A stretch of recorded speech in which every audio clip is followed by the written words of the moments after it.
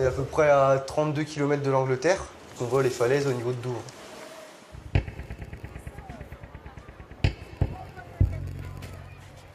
On sait que les Allemands étaient ici avant nous. Eux, c'était pour un autre contexte. Nous, ça va être pour la surveillance des baignards, etc. Et on a une superbe visu en fait sur toute la baie grâce aux postes de secours. Continuellement, au niveau de la zone de bain ou même face aux postes de secours, on a en général avec les mouvements de sable et les différentes marées des pyromèles qui sortent.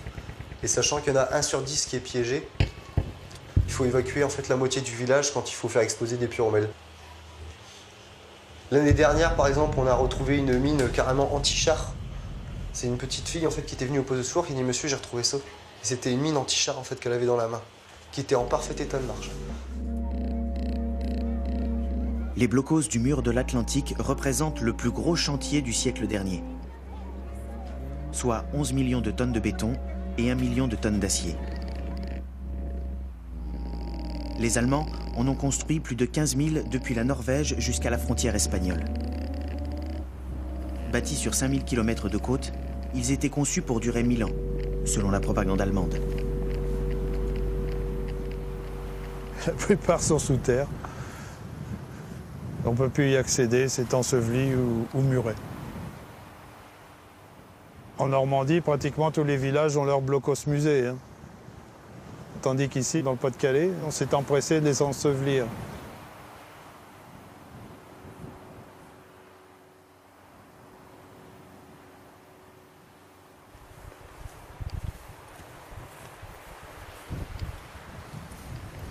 Et puis ça continue à foutre le camp. Oh là là!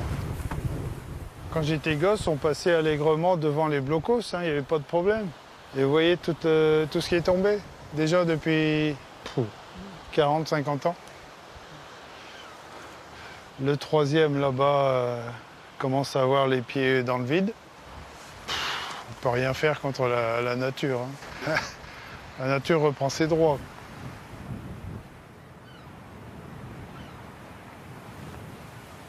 Au fur et à mesure de l'effondrement des falaises, les blocos disparaissent avec. 70 ans après le conflit de la Seconde Guerre mondiale, faut-il détruire les blocos ou les conserver?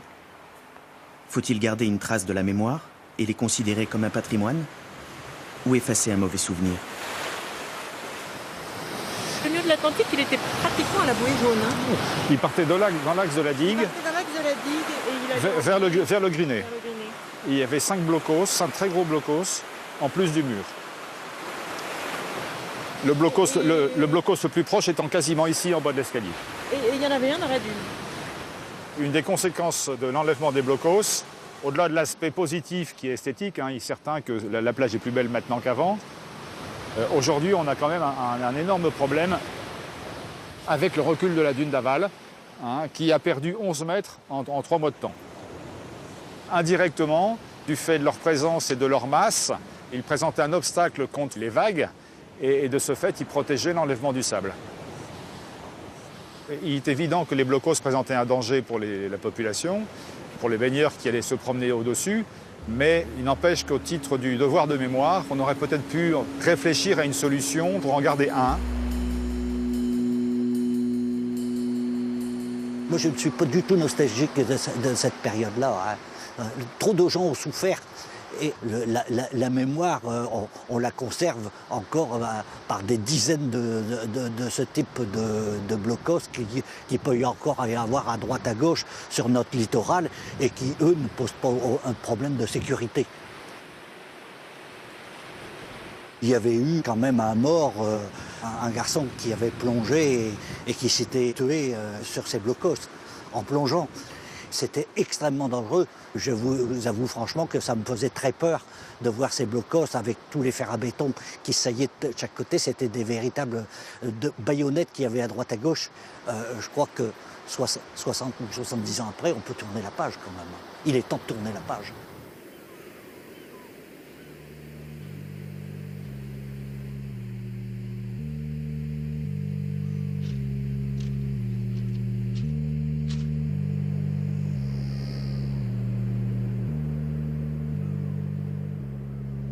Il va pas tarder à descendre, celui-là. Lequel? Celui qui est là-haut. On voit la découpe là. Presque comme si c'était un dessin. On voit bien la forme là de la montée d'escalier.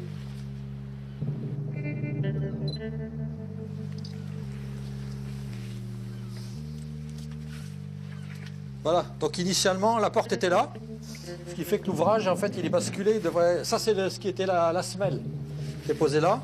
Là on a une sorte de petite niche pour mettre l'instrument d'optique ou autre chose. Et l'embrasure est ici. On la voit très très bien. Au-dessus de 800, entre le cap Grinet et le cap Blanc-Nez, le Conservatoire du Littoral a fait appel à un spécialiste des bunkers pour décider lesquels conserver. Dans ce lieu classé grand site de France, l'espace a été réaménagé et balisé pour encadrer les touristes. Ici, au départ, il était prévu de supprimer tous les ouvrages militaires. Tous les blocos devaient disparaître. Puis finalement, il a été trouvé, disons, un compromis, un terrain d'entente. Et il a fallu faire une évaluation des ouvrages qui se trouvent ici sur le site, pour savoir ceux qui finalement n'avaient qu'un intérêt très relatif pouvaient être abandonnés, et ceux qui devaient être conservés pour quand même avoir des traces du patrimoine.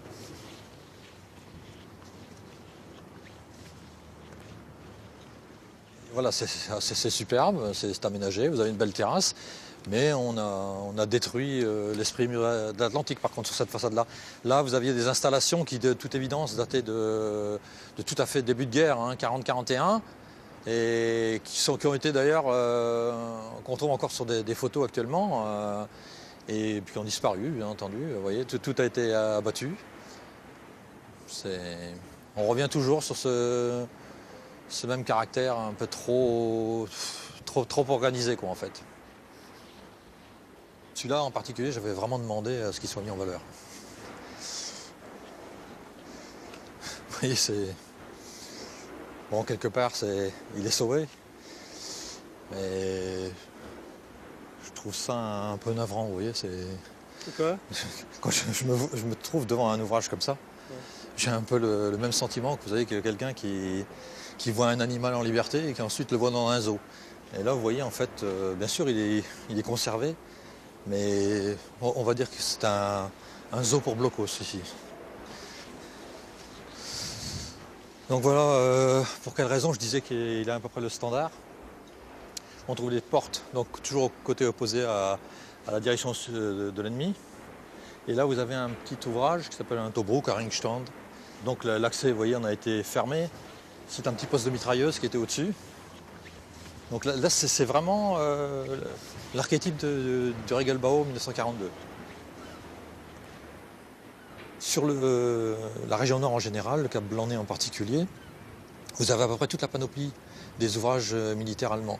Et quand les Allemands arrivent ici en 1940, ils se mettent tout de suite au travail, puisque l'intention est d'envahir l'Angleterre. À partir du moment où vous voulez franchir un détroit comme la Manche, il vous faut un appui-feu, ce qu'on appelle. Donc il vous faut des pièces d'artillerie lourdes, capables de protéger, si vous voulez, les deux flancs de votre attaque et le point sur lequel vous allez essayer de créer une tête de pont. Puis petit à petit, en s'installant, cette position de campagne va se renforcer et on va arriver en septembre 1942, la date à laquelle, si vous voulez, après la tentative de débarquement des Canadiens à Dieppe, Hitler prend en compte le fait qu'il va falloir vraiment fortifier l'Ouest. Et c'est là vraiment que démarre le mur de l'Atlantique. Là, on peut parler de mur de l'Atlantique. À partir de là, comme il faut construire en grand nombre et sur les mêmes standards, on va donc adopter, si vous voulez, des règles de fabrication qui permettent évidemment d'accélérer la fabrication. Et c'est ce qu'on appelle les Regelbauten, qui ont un numéro de classification. Donc chaque ouvrage est codé, et quand on commence, on sait pertinemment de combien de ferraille on va avoir besoin, de combien de béton, de combien de peinture, de portes, ainsi de suite. Tout est préparé. Le projet d'invasion de l'Angleterre est rapidement abandonné. Le mur de l'Atlantique devient un mur défensif. Entre Calais et Boulogne, on compte une fortification tous les 30 km.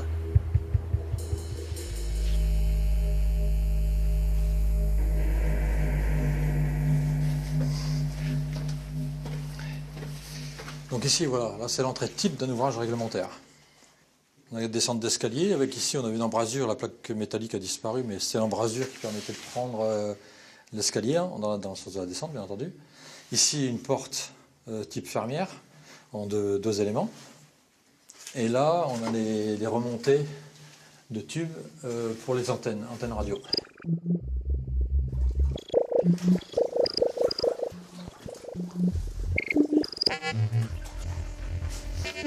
Alors voilà, au sol, ça devient dépotoir. Ça a tendance à servir de débarras. Moi, pour en avoir visité, j'en ai vu, c'est vraiment des poubelles. Hein. C'est ça un peu aussi le problème. Il faudrait que les municipalités passent pour les nettoyer à ce moment-là. C'est ce qu'ont fait certaines municipalités. Moi, j'ai vu des blocos dans le golfe du Morbihan. À l'entrée, je ne me reviens plus exactement. Et les ouvrages ont été nettoyés. Il y a une grille et il y a un panneau qui dit que les clés de cette grille sont disponibles en mairie. Auquel cas, celui qui est intéressé va chercher les clés en mairie et puis peut visiter l'ouvrage. Mais a priori, il ne peut pas être squatté. Bon, c'est vrai, j'y ai trouvé des ordures, j'ai même trouvé quelquefois des produits, des cartouches, produits visiblement chimiques. Les gens se sont débarrassés là, quoi, en se disant, bon, là, il n'y a pas grand monde qui y va. Parce qu'après, évidemment, l'élu qui est confronté à ce genre de problème, évidemment, il ne veut pas prendre non plus le risque de retrouver quelqu'un de mort là-dedans, donc il le fait détruire ou il le fait combler. Hein. C'est comme ça que ça se termine. Hein. Je crois que l'entrée, elle est un peu plus loin. Ouais, là, c'est juste là, comme ça. Depuis leur enfance, Jérémy Maison et Maïté Godefroy arpentent les champs à la recherche des blocos enterrés à proximité de leur village.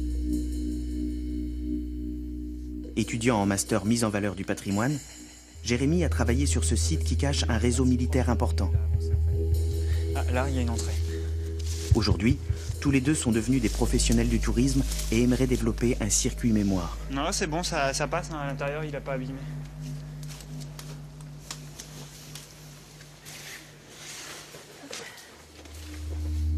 Bah, on a un crâne. Même peut-être 3, là. On dirait qu'il y en a un. 2, là. Là, il y a un chien, peut-être. Ouais. Donc ici, c'était des abris donc avec des tôles ondulées qui servaient de protection, normalement. Et on voit des lignes d'œilleton qui servaient à accrocher des lits donc, pour faire des dortoirs. Donc à l'abri des bombardements.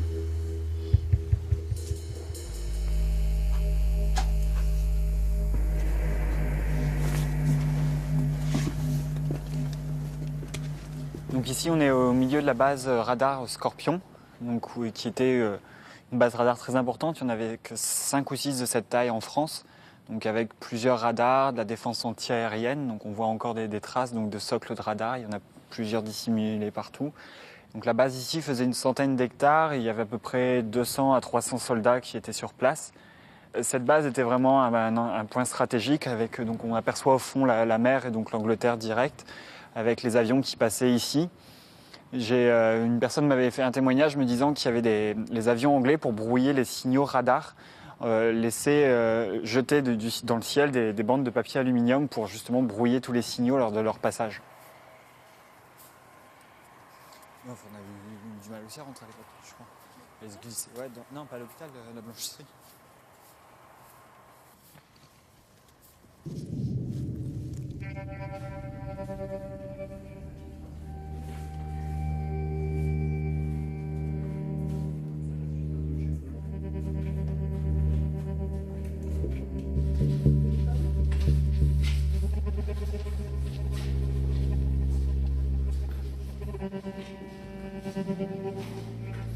Et la deuxième porte. Le bâtiment, normalement, c'était une infirmerie ou un hôpital semi-enterré.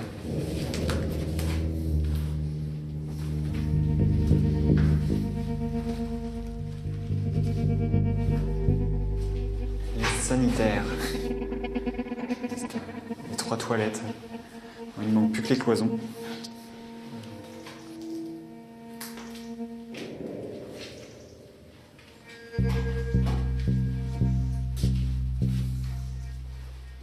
C'est vrai qu'on pense souvent blocos et défensif, les blocos qu'on voit le long de la mer, mais ça aussi, ça fait partie du système défensif, c'est la vie quotidienne.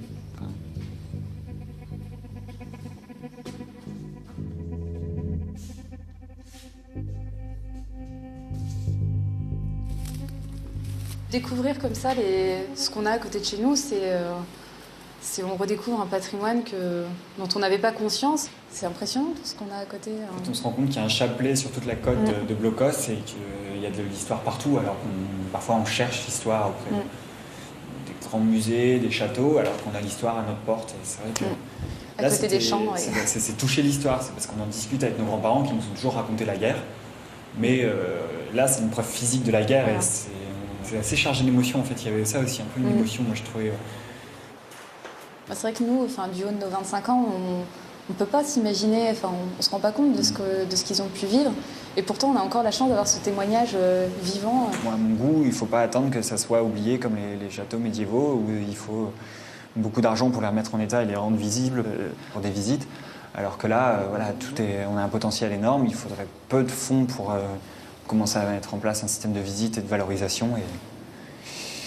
Et je pense qu'il y a encore quelques années avant que ça se mette en place.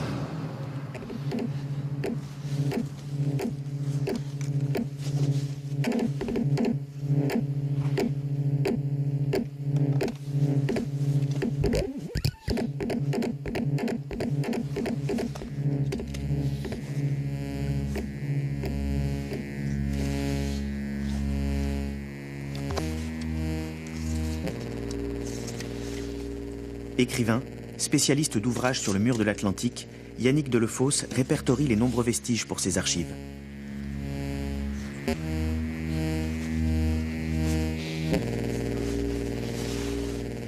L'idée, c'est toujours de faire une sorte d'inventaire et donc de dessiner au plus près possible de la réalité, de ne rien oublier, et puis de photographier, en sachant que si l'ouvrage disparaît, il restera au moins ça.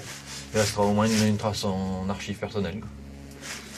C'est tout.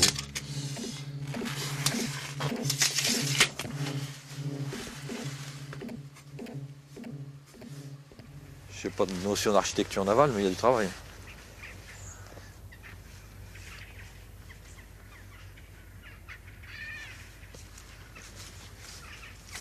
Alors l'ouvrage, on doit commencer à l'apercevoir.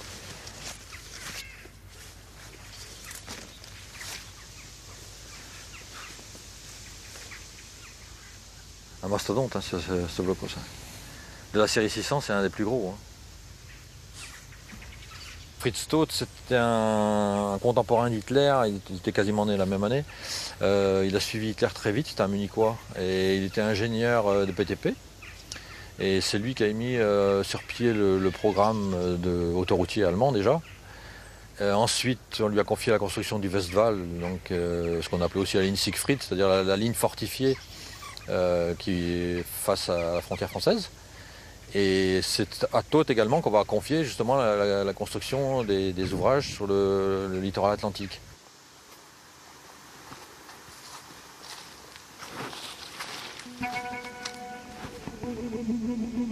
Il y en a une là, qui est présente sous les arbres. L'univers des Blocos rassemble beaucoup de passionnés. Archéologues amateurs qui aiment errer dans les dunes, à la recherche des bunkers perdus. C'est vrai que celui-ci est assez imposant, donc c'est un type de bunker, de casemate surtout, je dirais même. On ne le retrouve pas partout sur l'ensemble du mur de l'Atlantique. On peut distinguer là, des points d'ancrage là, dans le béton qui servaient en fait de support pour un blindage, des plaques de blindage afin de protéger le canon contre d'éventuels éclats provenant d'obus tirés par la marine qui aurait pu éventuellement repérer ces casemates.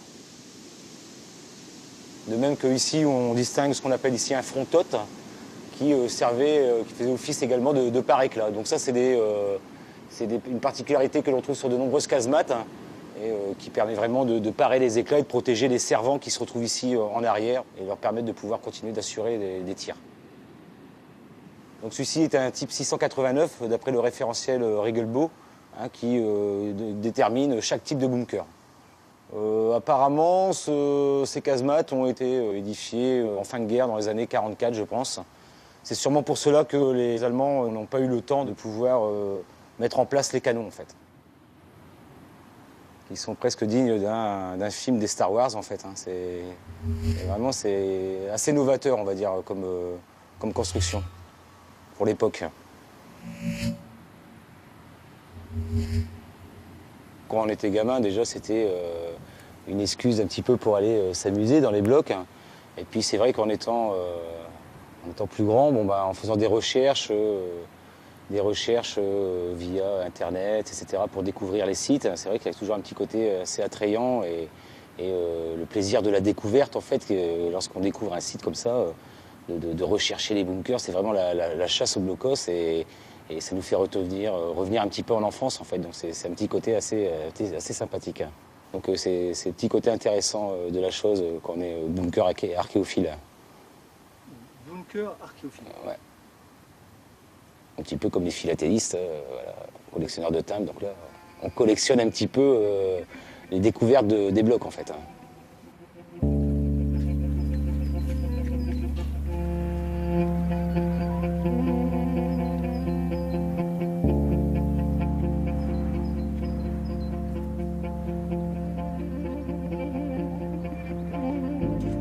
En Normandie, on a pris conscience du patrimoine historique que représentent les blocos.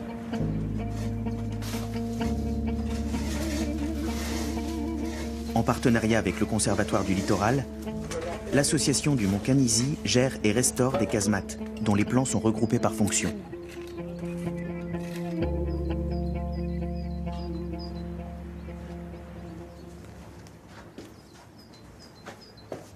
Tout ça, c'est donc les séries. Donc la plus commune, c'est la série des 600. Hein, tu arrives avec le 690. Donc on a le plan sur le Régel-Beau. Donc ça, c'est le catalogue qui a été imaginé par l'organisation Todd. C'est-à-dire que ces ouvrages-là, vous les retrouvez en Bretagne, à Saint-Malo, vous les retrouvez à Arcachon, vous les retrouvez pratiquement tout le long du mur de l'Atlantique. Et il y en a environ 700 types différents. Ça, ce sont nos casemates 679 qui ont récupéré et qui ont récupéré les canons qui étaient sur les encuvements. Là, par exemple, on a un abri pour 15 hommes. Voilà. Ici, donc, on a la vue dessus et puis on aperçoit les gens installés dedans. Hein. Il y a vraiment tout un choix un abri pour une cuisine. En fin de compte, il n'y avait qu'à prendre le catalogue et puis après, suivant les besoins, sachant que tu vois que là-dessus, tu as le nombre de ferraillages, de terrassements, les fers à béton qu'il faut, etc. Donc tout était prévu en conséquence. C'est la standardisation. Hein. Voilà.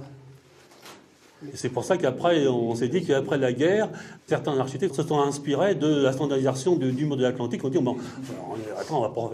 Avant la guerre, c'était des immeubles, on mettait il y avait 3 mètres sous plafond, il y avait des portes, des machins, des trucs. Puis après la guerre, il a fallu reconstruire. C'est pour ça que toutes les époques des années 50-60, ils ont dû repiquer sur la standardisation qu'ils avaient fait sur le mur en disant, écoute, on va faire maintenant, on va faire les mêmes portes, les mêmes fenêtres, et puis maintenant, on va faire des immeubles comme ça, beaucoup plus rapidement qu'il y avait avant, quoi.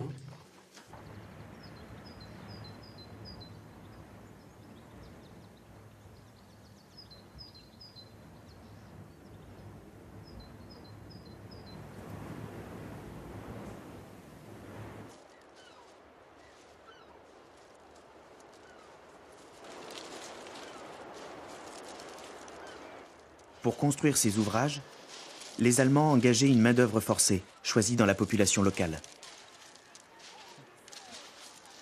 Et tout ça, c'était fait à la main, le béton. Au départ, quand on est arrivé, le blocos, il était terminé, mais il fallait le remplir de terre autour. Il y avait des mètres cubes de terre amenés, mais on venait là avec une brouette, des civières par moment, quand on n'arrivait pas à rouler avec la brouette. Et puis, on était une vingtaine à peu près de bonhommes. J'avais 14 ans. Comment ça se fait qu'ils prenaient des enfants? Ils prenaient ce qu'ils trouvaient. Dans l'école, ils ont dit, un tel. C'était douloureux de faire ça? Non. Nous, on était des gosses, on mettait un peu de sable à la pelle dans la brouette, puis c'est les anciens qui broutaient. Hein. Ou bien on tirait qu'une corde par devant. La brouette, parce que dans le sable, ça ne roulait pas facilement. Hein. Et qu'est-ce qu'il y avait dans la brouette? Du sable. Du sable, des cailloux, tout ce qu'il y a, des dunes. C'était beaucoup des soldats qui avaient déjà fait la guerre 14. Il y en avait dedans qui avaient 60 ans, 50 ans. Non, dans l'ensemble, il n'était pas trop dur. Et bon, il y en a même dedans qui disaient que la guerre, elle était perdue pour eux. C'est vrai? Ah oui, oui, oui. Il y avait un nommé Valda qui s'appelait. Bon, on n'a pas eu beaucoup d'essais, non. Les jeunes, il en est venu un coup à Estrébeuf, mais ils ont duré 4-5 jours, puis ils sont partis après. Eux, il fallait pas rigoler avec eux.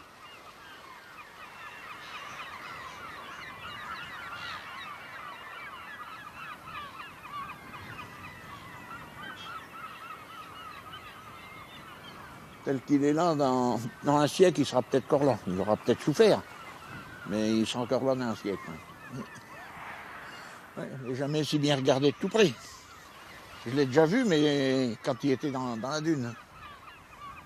C'est un vestige qu'il faut conserver ici. Hein.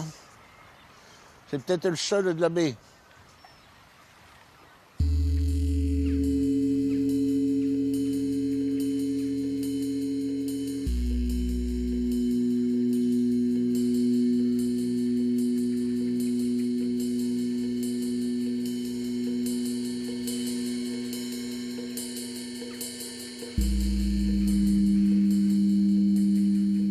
Ancienne base d'armes secrète, la coupole est aujourd'hui un centre d'histoire et de mémoire du Nord-Pas-de-Calais. Cette coupole qui est ici est unique, c'est le seul emplacement connu en Europe du mur de l'Atlantique et des fortifications allemandes où on a procédé à ce type de construction et cette méthode de construction. Le principe, en fait, l'idée découle du bombardement du bunker d'Eperlek qui était une construction primaire d'un blocos comme on les faisait depuis le début de la guerre, comme les bases sous-marines.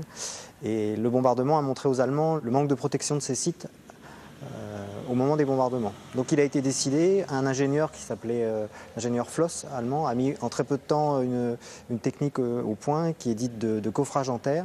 Et l'idée générale, c'est de commencer par construire le toit, c'est-à-dire ce dôme de 70 mètres de diamètre, de 70 000 tonnes et de 5 mètres d'épaisseur de béton, pour protéger ensuite la construction en dessous des bombardements. Puisque en dessous de ce dôme est installée la salle de préparation au tir où les fusées V2 devaient arriver d'Allemagne, depuis le camp de concentration de Dora où elles étaient fabriquées. Elles devaient être redressées à l'intérieur sous le dôme pour être ensuite tirées à raison de 50 fusées par jour sur l'Angleterre, la cible principale. L'idée dans la stratégie allemande, c'était de multiplier ce type d'armes pour arriver à une saturation sur l'Angleterre en tirant à la fois les bombes volantes V1, les fusées V2 et en tirant avec ce canon de Mimoyek sur l'Angleterre, plus les batteries lourdes du Pas-de-Calais qui devaient aussi bombarder les côtes du Kent.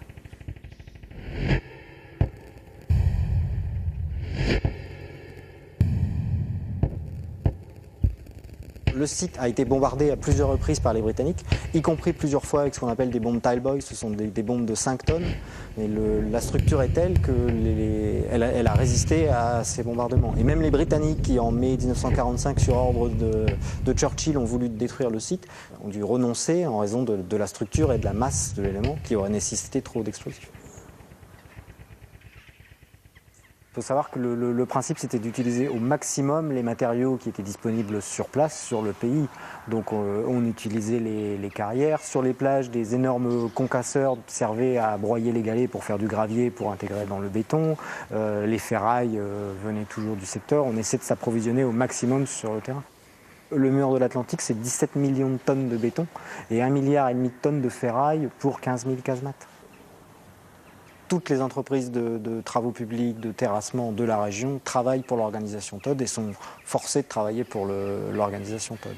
Elles sont payées, mais souvent l'argent provient des dommages de guerre que verse Vichy au Reich, et donc c'est la France qui paye les travaux allemands en France.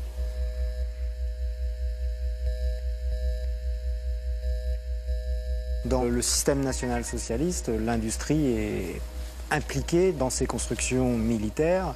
La très grande majorité des entreprises allemandes utilisent de la main-d'œuvre concentrationnaire, ou des travailleurs forcés, des prisonniers soviétiques. Des camps ici dans le Pas-de-Calais, dès 1942, un camp de juifs belges est installé à Dan-Camier pour fournir de la main-d'œuvre sur les chantiers du mur de l'Atlantique. Mais ces 2000 juifs vont être retransférés sur Bruxelles à la fin 1942 pour être envoyés à Auschwitz et gazés.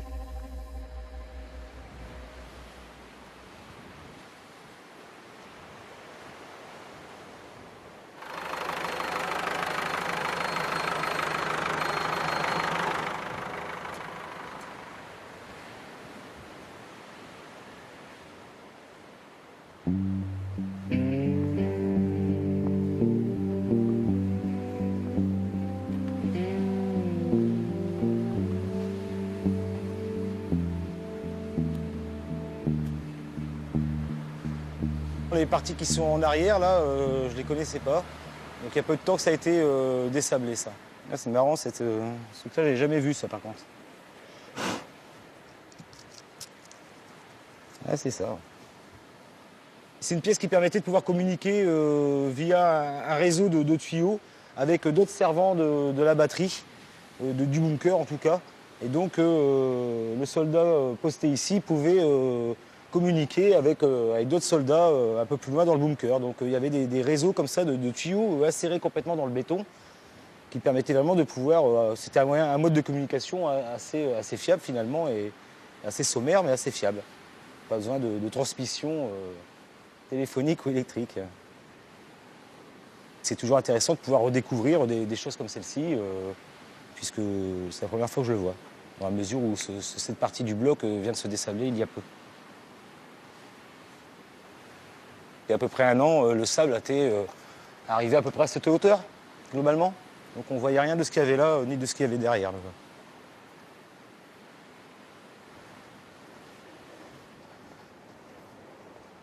Il y a quelques années, j'avais retrouvé un élément de porte blindée dans le creux de dune. Bon, apparemment, ça a été de nouveau enfoui. C'est vrai que fait, ce qui s'est passé, c'est qu'après-guerre, beaucoup de ferrailleurs ont récupéré énormément de choses dans les bunkers pour pouvoir reconstruire le pays. On avait besoin de matières premières. Et c'est pour ça qu'il est très rare de retrouver des blocos complets avec leurs éléments, portes, blindage, etc.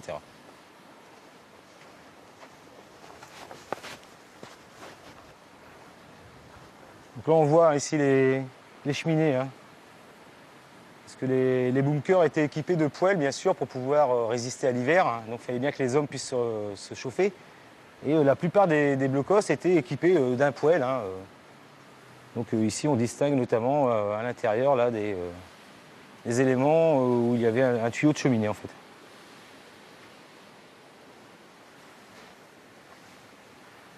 Voilà, ce type de baie était consommé par les soldats afin d'éviter des carences en vitamines. Là, elles sont bien là.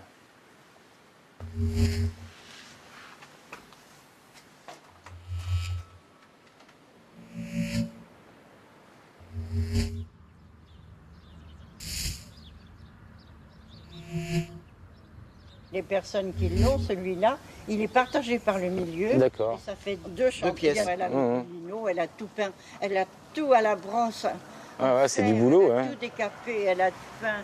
Oh, vraiment, elle en a fait, écoutez, ça vaut une chambre d'hôte. Hein. C'est des choses qui sont communes un peu partout. Hein. À l'époque, juste après-guerre, il y a beaucoup de personnes qui ont réutilisé les blocs pour pouvoir y habiter, tout simplement. Hein.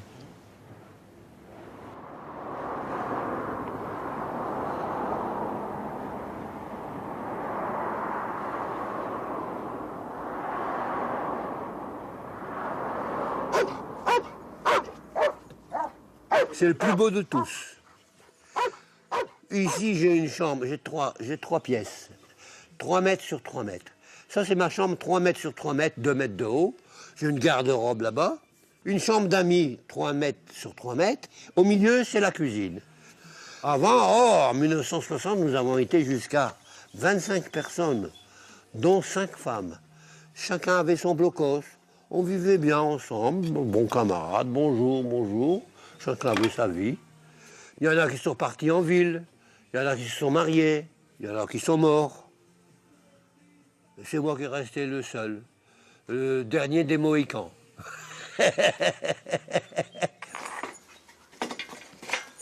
C'est un genre de monastère ici. Bon, moi ici je suis heureux. Un monastère, c'est magnifique. C'est un cadeau d'Adolf Hitler pour moi.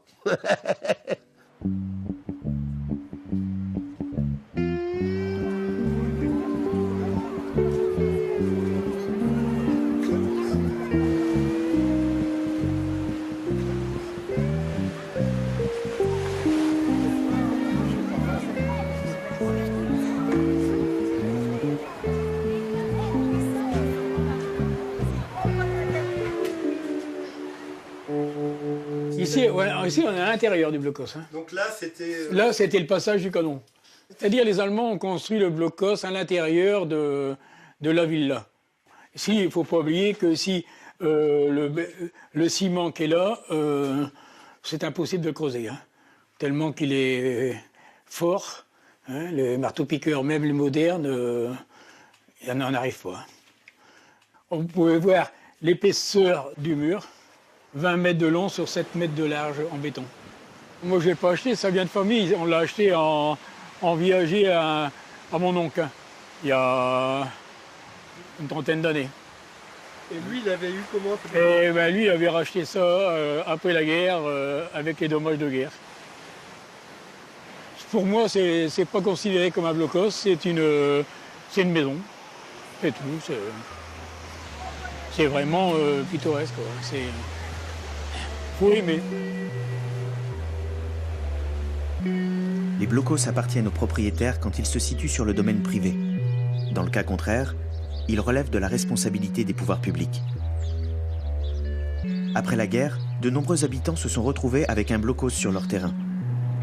Certains les ont transformés en celliers, en abris de jardin, ou comme ici, l'ont enfoui sous terre.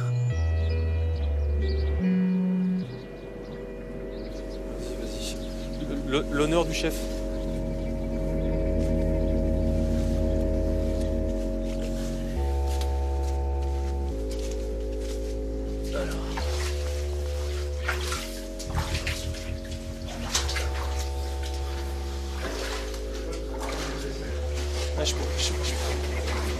Ah oui, quand même, effectivement, ouais. Ah, je pensais qu'il y avait moins d'eau que ça, quand même.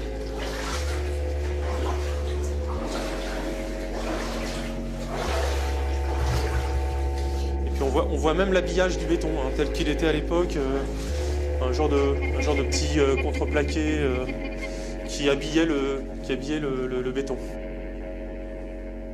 Donc là, on voit bien les supports de lit au niveau même de la pièce, hein. Il n'y a pas que sur les murs, c'est au niveau central. Donc là, on avait 1, 2, 3, 4, 5, 6, 7, 8, 9, 10, 11, 12, 13, 14. On pouvait avoir jusqu'à 14 personnes qui dormaient dans cette pièce. Là, tu as les crochets de lit, ouais. Donc c'est une barre qui est fixée au mur, sur lequel tu fixes un crochet et sur lequel tu fixes le sommier. Et le sommier lui-même est retenu de manière verticale par des chaînettes qui sont réglées par des systèmes à vis. Et donc eux-mêmes soutenus au plafond par des crochets que tu retrouves dans quasiment tous les blocos. Alors là, on a le poêle, voilà. Le poêle avec son conduit et son évacuation extérieure. Avec le chauffe-plat sur le dessus. Un support de lit. Ouais, il y a de meubles, un support de meubles. Toi, il devait y avoir une armoire. Ils ont dû prendre une armoire dans des... Parce qu'en fin de compte, ils pillaient les villas qui étaient abandonnées et récupéraient les meubles pour les installer dans les blocos. Ils étaient occupants, hein, donc comme ils étaient occupants, ils prenaient ce qu'ils avaient besoin de prendre. Hein. Là, on dirait une genre de batterie, tu vois, pour un matériel quelconque. Le blocos a été fermé aux alentours des années 46-47 et donc laissé tel quel. Il a été ouvert en 2000. En 2000, on l'a ouvert et donc on l'a retrouvé dans son jus tel quel. Ouais, j'ai eu la chance de rentrer le premier et c'était assez impressionnant, quoi. C'est un peu le Graal quand même pour le bunker archéologue. Ah bah ouvrir un blocos, c'est relativement rare, hein. J'en ai pas ouvert beaucoup, j'en ai ouvert 2 ou 3 et dans cet état, c'est le seul. Hein. Avec tout ce matériel-là, c'est le seul. Pour l'historien amateur, pour le passionné qui veut comprendre comment c'était à l'époque, là, c'est vraiment visuellement, au-delà des archives, au-delà des photos, au-delà des textes, on a vraiment la réponse à savoir comment c'était à l'époque. Bah, c'est quand on fait de la bunker archéologie, c'est le truc qu'on voit jamais, quoi. C'est le Graal, comme tu dis. Ouais.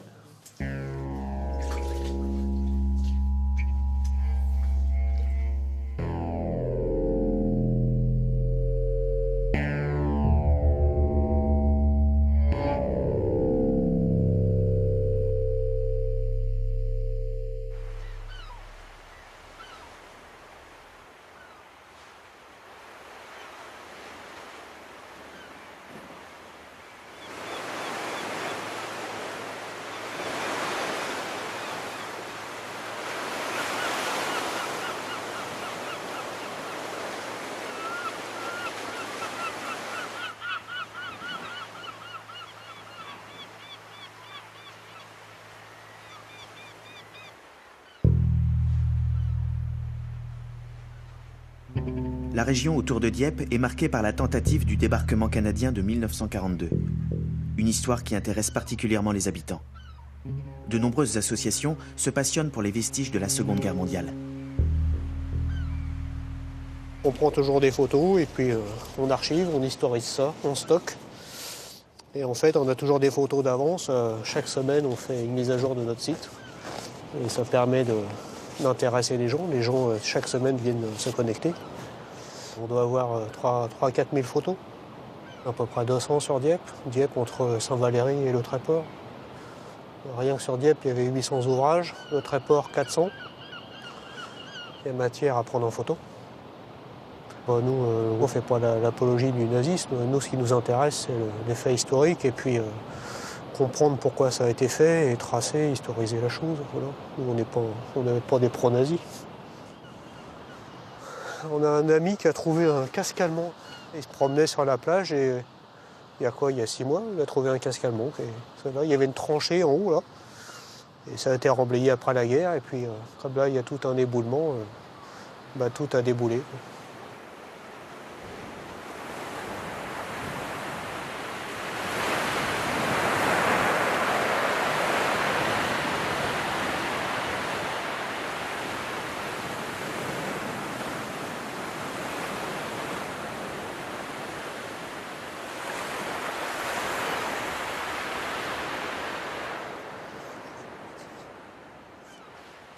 Là, on a des exemples sur Arques et sur Neuville, entre 80 et 100 000 euros pour casser un blocos. Pour l'instant, ils restent en place. C'est quand même des coûts assez faramineux pour les casser. Donc ça se fait dans des cadres de réhabilitation, aménagement du territoire, mais là, ça gêne personne pour l'instant.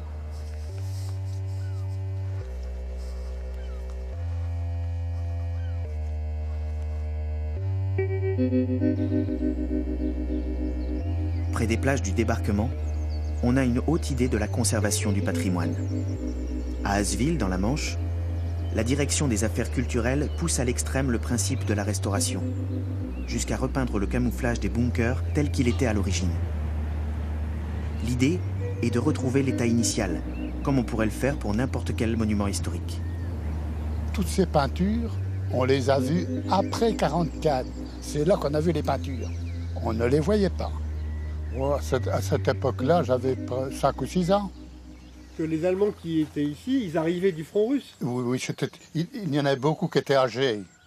Il y avait beaucoup d'âgés. Mais il y en a qui avaient fait le front russe.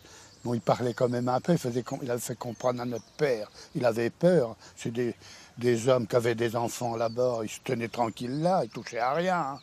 Ils pleuraient, ça s'arrivait. Hein. Ça s'est arrivé. Hein.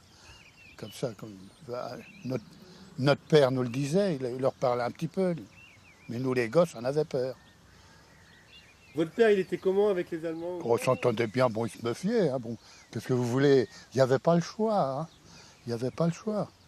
Mon père était méfiant aussi, il avait fait la guerre 14. Hein. Alors, bon.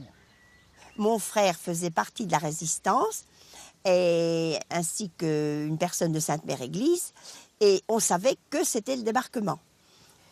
Et les premiers parachutistes que j'ai vus, c'était sur Fréville.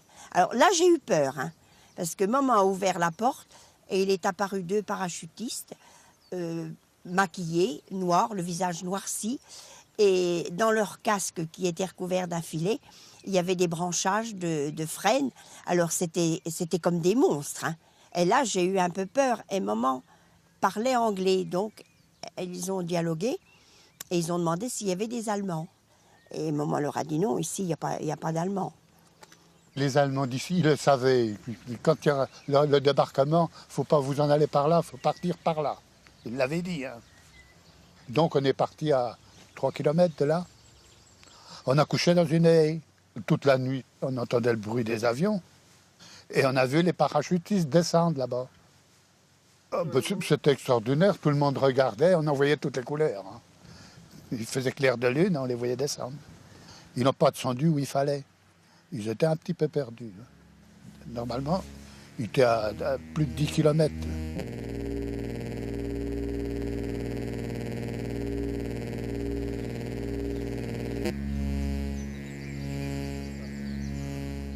Débarquer dans le Pas-de-Calais, c'était un peu suicidaire, étant donné la puissance du mur de l'Atlantique et surtout la présence de grosses pièces d'artillerie qui auraient pu réduire à néant la flotte d'assaut. Donc, les Alliés ont préféré un secteur géographique où la densité de blocos, la densité de batteries d'artillerie était beaucoup plus faible. Et c'est la Normandie qui représentait le meilleur exemple.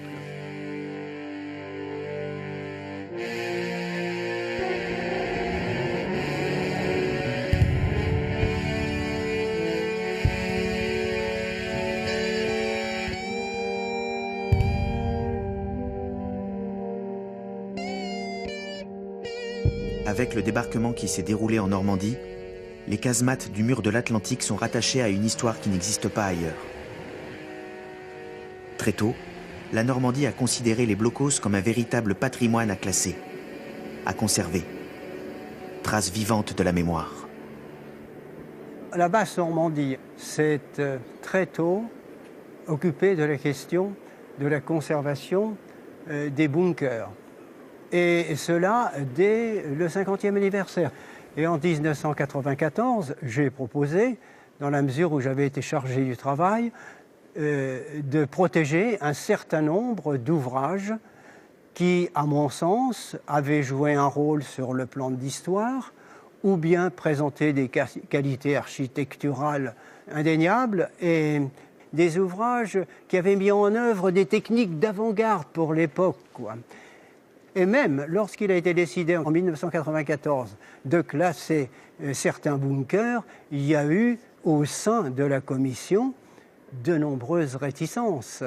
Il y avait bien d'autres choses à classer, des vieux pigeonniers, des lavoirs, des chapelles, etc. Et il y a eu beaucoup de résistance. En tout cas, nous avons joué le rôle de pionniers dans ce domaine.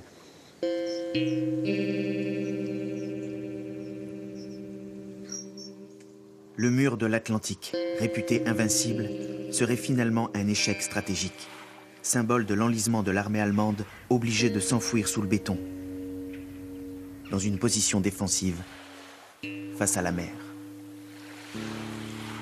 Il y a un abîme profond entre les images véhiculées par la propagande nazie qui avait fait de l'Atlantic Wall, le mur de l'Atlantique, la fortification la plus colossale de tous les temps, et la médiocre riposte des canons allemands face à l'attaque alliée. En aucun cas, les canons du mur de l'Atlantique n'ont véritablement gêné le déroulement du débarquement. Vu sous cet angle, le mur de l'Atlantique apparaît comme un vaste gaspillage d'énergie, d'argent et de matériaux.